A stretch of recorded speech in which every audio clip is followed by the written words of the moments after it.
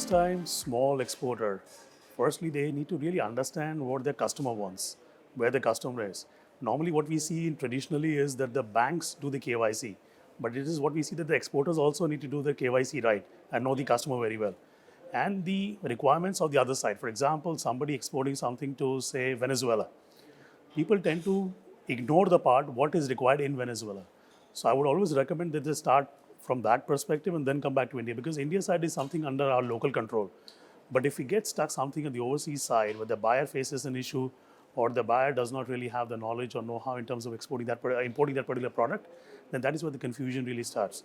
From an India side, I think we are much better positioned in terms of providing solutions as a country, and there are multiple organizations in the market who can really help and guide these small-time exporters.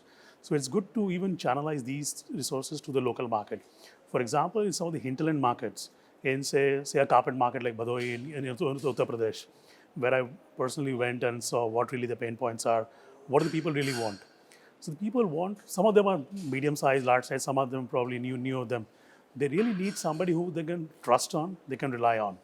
Because many of them don't understand the nitty-gritties and what are the paperwork and et cetera, that is needed. From the banking perspective, even from the shipping documents, or maybe for a particular commodity, what are the benefits that they can get as an exporter. As the Indian government provides a lot of duty benefits and drawback benefits for certain kind of commodities. So these things have to be really clearly understood by the first-time exporters and see how they can be benefited. And look at it in a total package rather than looking at in piecemeal basis, so that they see what they're getting in terms of the monetary value back home as an exporter.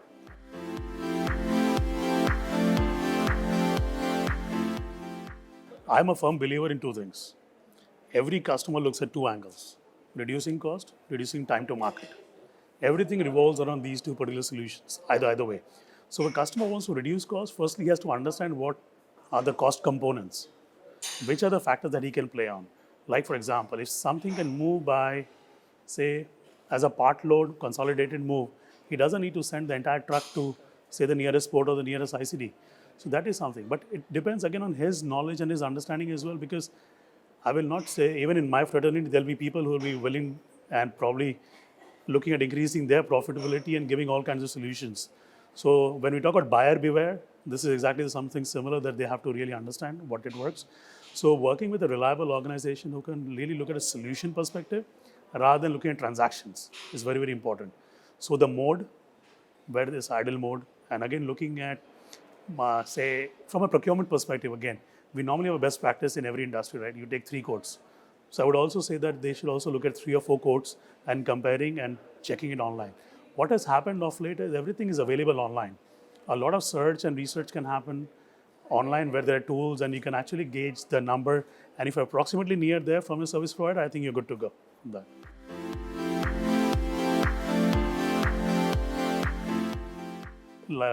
Something similar to what I mentioned was not understanding really the requirements of the destination is very, very important. If somebody is, say, a seafood importer, seafood exporter, then he has to understand the nuances very specific to that particular commodity. Today, I may see that, okay, China has started importing seafood again from India. That looks like an opportunity. But before jumping into that, I need to work out a lot of things at my house. My house has to be tidy and in order before I really take a decision. Every wrong decision will have a financial implication. Every right decision will also have a financial implication. And when we move out in the market with an idea of exporting, we are there to make profit as an organization, right? Every exporter is out there to make money, out there to make profits. So whatever he or she can do to ensure that these things are done right, go to the right probably consultant to find out the HS code, whether this is right or not. And see from the government website as well. Always do a double check parallelly whether what he or she is doing is right or not.